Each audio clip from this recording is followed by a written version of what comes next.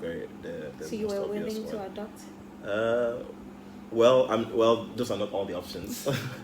Well, we have ARTs, assisted reproductive. Yes, exactly. I mean, Okay. I'm talking to a doctor, so she knows what her stuff. Yeah, but those are very expensive. So there are other. So that's what I'm saying. It's a matter of the people in particular and Right. what they can afford and what they can bear in terms of emotions and all those things. So I think it depends on the people, but bottom line is that it's not advisable at all, because it's best to just avoid the issue entirely. But the problem comes to people with sickle cell. So I've met people with sickle cell who are in total distress because they just can't find anyone who doesn't have sickle cell and who they would want to be with. And this can be a problem. I mean, you cannot constantly go around and checking. So are you AA? Are you AA? Are you AA? I know, right? Yes, and it's a very big problem. It is. Unfortunately, people look at it from the other angle, where don't marry a person with sickle cell, and let's not even discuss it. Let's not go there. But looking at it from the angle of people with sickle cell, you realize that we have a big problem, because you are basically asking us to limit ourselves to a few number of people. Because basically we can't marry anyone with SS, no one with SC, anybody with CC, anybody with AS, and this is the majority of human beings in Ghana. Yeah, exactly. So it becomes more a big problem which people really need to look at, and really consider the options that I'm talking about, because it is more. I think it's more beneficial if in some certain instances some of these options are considered rather than just writing it off. Because I really feel for persons who have sickle cell disease, because you can't go around asking people before you date them. Sometimes you can't control how you feel about people. Yeah.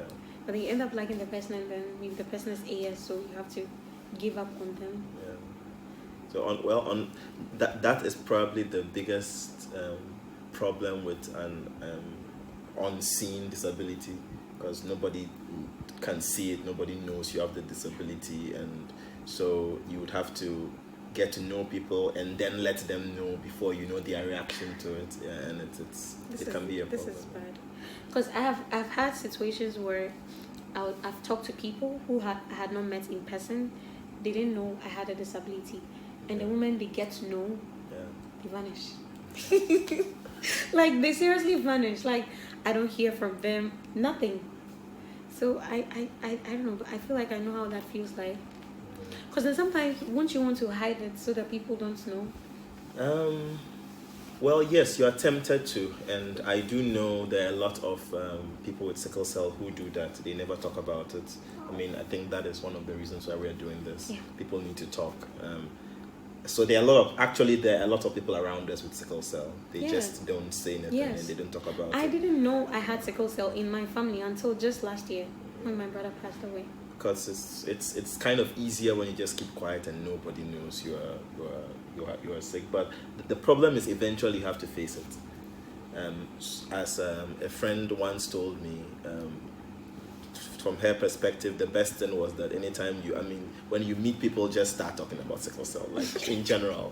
I mean, just let everyone know that you have sickle. I mean, it's probably can solve the problem for you if you talk about it more than if you keep it to yourself.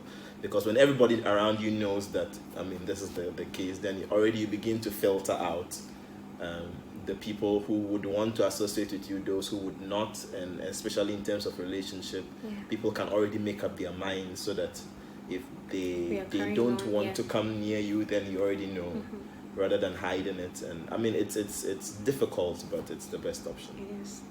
I don't know. It really is. So your wife, her name is Rina. She's a doctor, right? Yes. Okay, so do you know her genotype?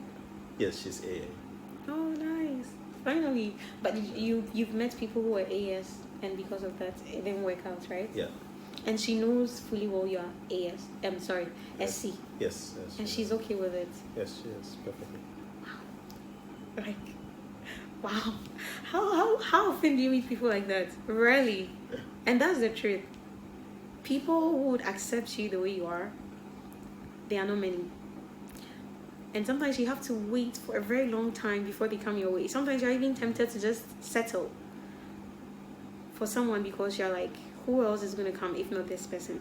But trust me, your Dr. Reina, she's right there around the corner. It might take a while, but you just need to be patient. I'm pretty sure there were times you wanted to settle.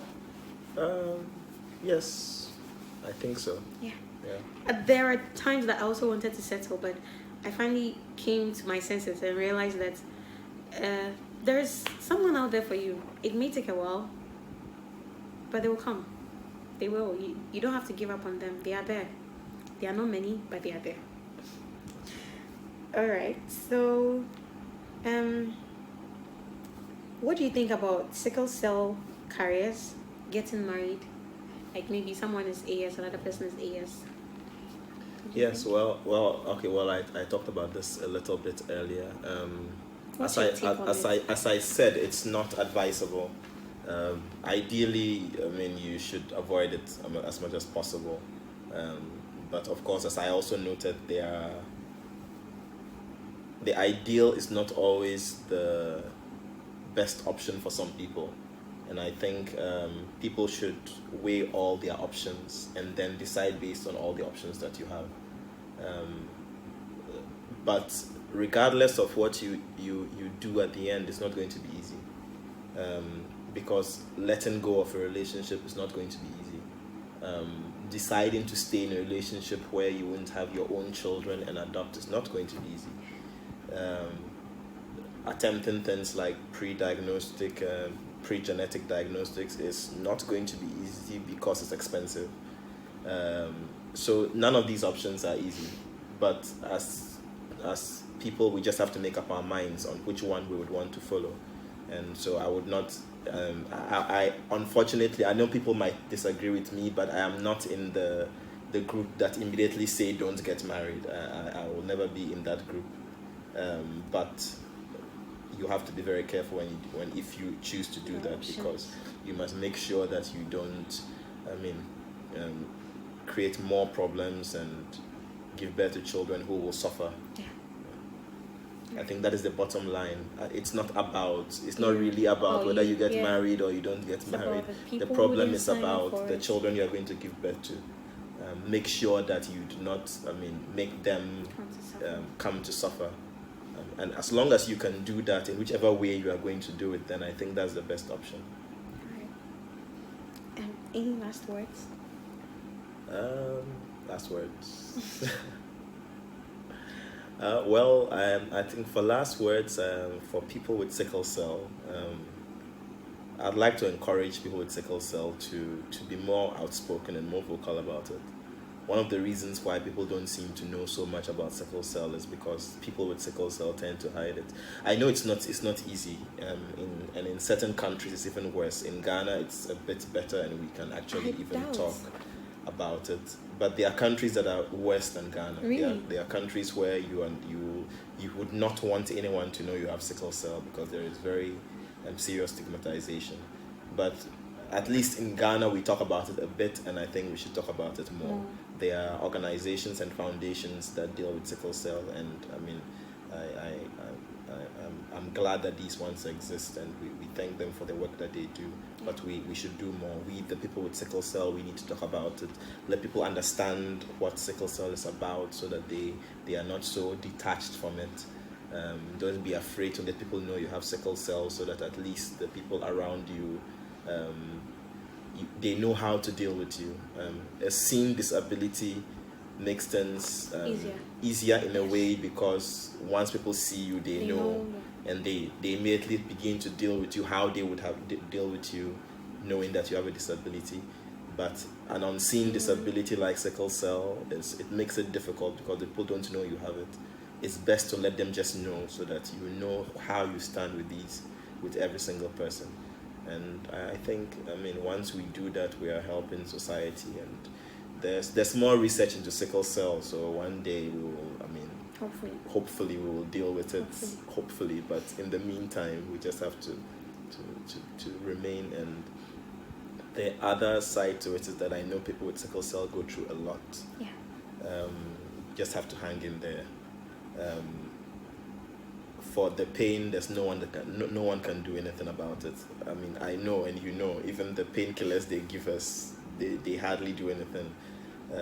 You will go through it, but you just have to come out of it.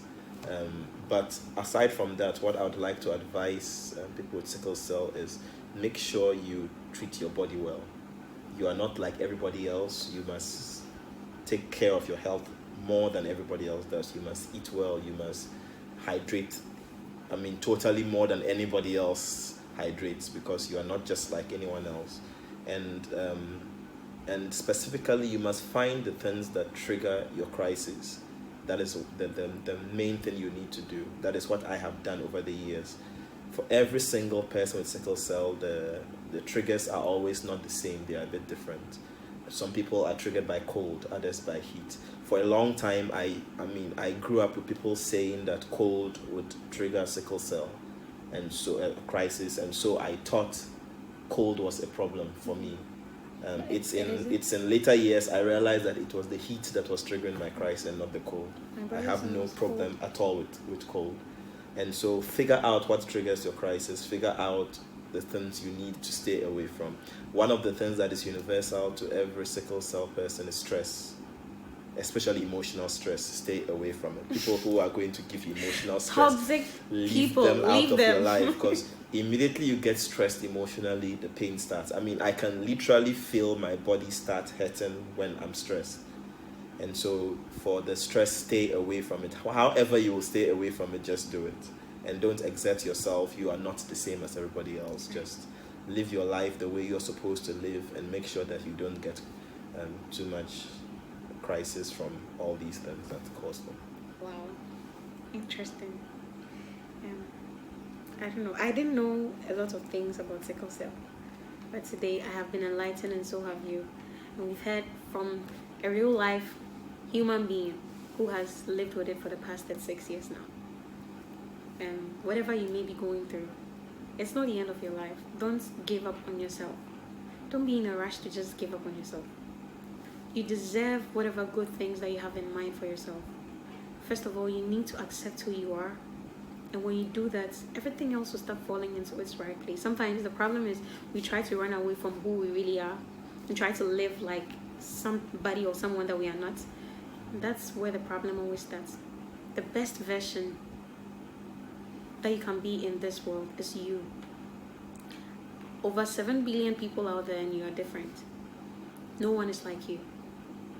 So live like you, and don't try to live like someone else. And as usual, this channel is to bring you encouragement, is to bring you life-changing stories, is to bring you energy, bring you all the good things. And once again, my name is Joanna Gunab, and today I was joined by Francis Sadito. Yes, and we bring you an exclusive story on sickle cell disease, and I hope this changes lives out there. Guys, until next time, bye.